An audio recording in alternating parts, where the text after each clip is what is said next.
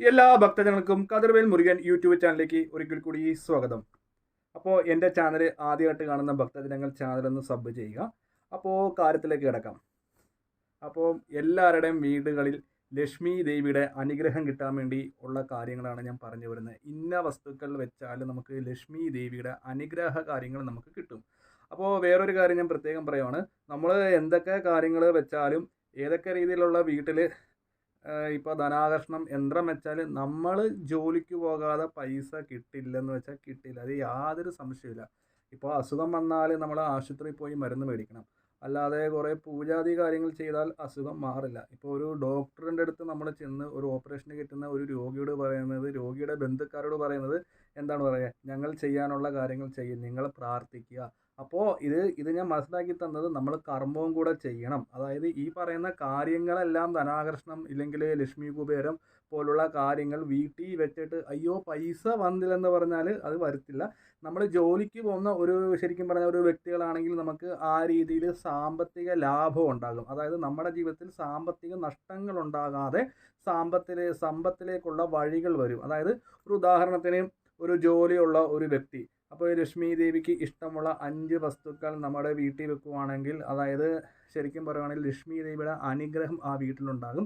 അങ്ങനെ അനുഗ്രഹം ഉള്ളത് കൊണ്ട് നമുക്ക് ജോലി, അതായത് നിലവിൽ ജോലി ചെയ്തുകൊണ്ടിരിക്കുന്ന ആ കുടുംബത്തിലുള്ള വ്യക്തികൾക്ക് പുതിയ പുതിയ ജോലിയുടെ ഓഫറുകൾ വരും. ഉള്ള സാമ്പത്തികം വീട്ടിൽ നിൽക്കും. ലക്ഷ്മി ദേവിയുടെ അനുഗ്രഹം ഉണ്ട്. അതായത് ദാരിദ്ര്യ ദുഃഖം ഒരിക്കലും അനുഭവിക്കത്തില്ല. മനസ്സിലാകുന്നുണ്ടോ?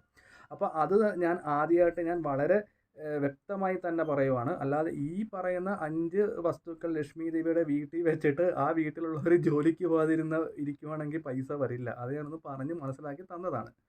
അപ്പോൾ എന്താണ് ഈ 5 വസ്തുക്കൾ? അതായത് ശരിക്കും നമുക്കൊരു പോസിറ്റീവ് എനർജി ഉണ്ടാകും. നമ്മുടെ വീട്ടിൽ വഴക്കുകൾ ഉണ്ടാകത്തില്ല. ലക്ഷ്മി ദേവിയുടെ അനുഗ്രഹം ഉണ്ടാകും. ആദ്യം തന്നെ നമ്മൾ മിക്ക വീടുകളിലും കാണുന്നതാണ്, അതായത് നെൽക്കതിര്. അല്ലാതെ കുറച്ച് നെല്ല് ഇങ്ങനെ കതിരാക്കി നെല്ലെടുത്ത് വെച്ച് തൂക്കിയിടുന്നൊരു സംഭവം. അത് ശരിക്കും പറഞ്ഞാൽ വീടിൻ്റെ വാതിൽക്കൽ കുറേ ഭക്തജനങ്ങൾ ഇടുന്നുണ്ട്. അത് വീടിൻ്റെ വാതിൽക്കൽ കുറേ ഭക്തജനങ്ങൾ ഇടുന്നതിൻ്റെ ഉദ്ദേശം ദൃഷ്ടിദോഷം ഇല്ലെങ്കിൽ പെട്ടെന്ന് ആ നെല്ല് വീട്ടിലേക്ക് ആരെങ്കിലും പോകുമ്പോഴത്തേക്ക് ആ വീട് നോക്കാതെ ആ നെല്ല് ദൃഷ്ടിപ്പെടാൻ വേണ്ടി ദൃഷ്ടിദോഷമായിട്ട് ചില ആൾക്കാർ അത് മാറാൻ വേണ്ടി ഇടുന്നു. പക്ഷേ ശരിക്കും പറഞ്ഞാൽ വീടിൻ്റെ വാതിൽക്കലല്ല ഇടുന്നത്. നമ്മൾ പൂജാമുറി ഉണ്ടെങ്കിൽ പൂജാമുറിയുടെ വാതിൽക്കലാണ് ഇത് ശരിക്കും പറഞ്ഞാൽ ഇടേണ്ടത്. അതായത് സിറ്റൗട്ടില്ല. സിറ്റൗട്ടിൽ നമുക്ക് വേണമെങ്കിൽ കാഴ്ചയ്ക്ക് വേണമെങ്കിൽ, പക്ഷേ അത് പ്രയോജനം കിട്ടുമെങ്കിൽ നമ്മൾ പൂജാമുറിയിൽ തന്നെ ആ ഒരു നെല്ല് ഇത് കിട്ടണം. അത് കൂടുതൽ മേടിക്കാൻ കിട്ടുന്ന കോട്ടയം, ഏറ്റുമാനൂർ അവിടെയുള്ള കടകളിൽ കിട്ടും. ഇല്ലെങ്കിൽ ഓൺലൈനിലൊക്കെ അത് കിട്ടുന്നതായിരിക്കും നെല്ലിൻ്റെ ഒരു ഇത്.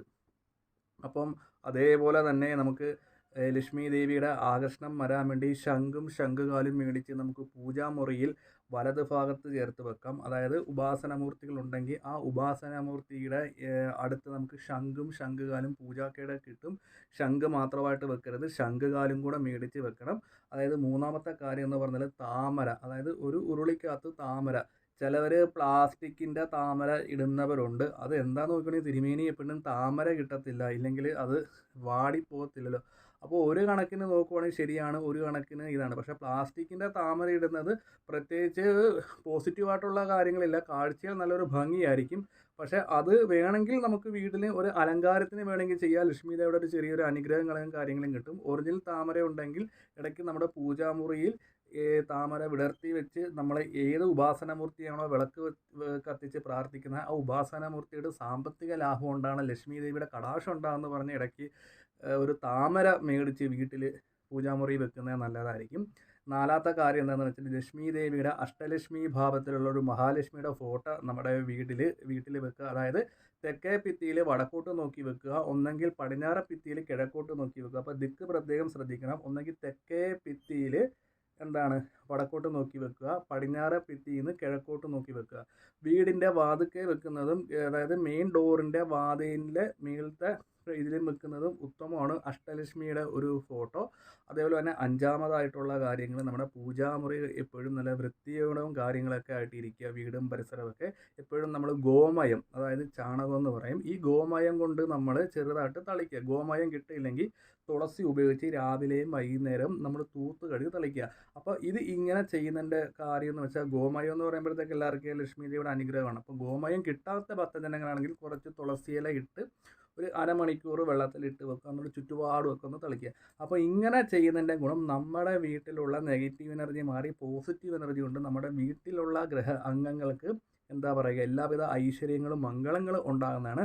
അതുപോലെ തന്നെ ഈ പറയുന്ന 5 വസ്തുക്കൾ ഭക്തിപൂർവ്വം വെക്കുകയാണെങ്കിൽ നിലവിലുള്ള ഗ്രഹനാഥന് ജോലിയിൽ പുരോഗതി, വീട്ടിലുള്ള അംഗങ്ങൾക്ക് സാമ്പത്തിക ലാഭം, അതായത് സാലറി കിട്ടുന്ന സമയത്ത് ഒരിക്കലും നഷ്ടങ്ങൾ ഉണ്ടാകത്തില്ല. നമുക്കിത് വെച്ച് കഴിഞ്ഞ് നമുക്ക് വിശ്വാസപൂർവ്വം നമുക്ക് ഏകദേശം 1 മാസമൊക്കെ കഴിഞ്ഞ് ഇതിൻ്റെ നല്ല രീതിയിലുള്ള ഫലങ്ങൾ നമുക്ക് അറിയാൻ പറ്റും.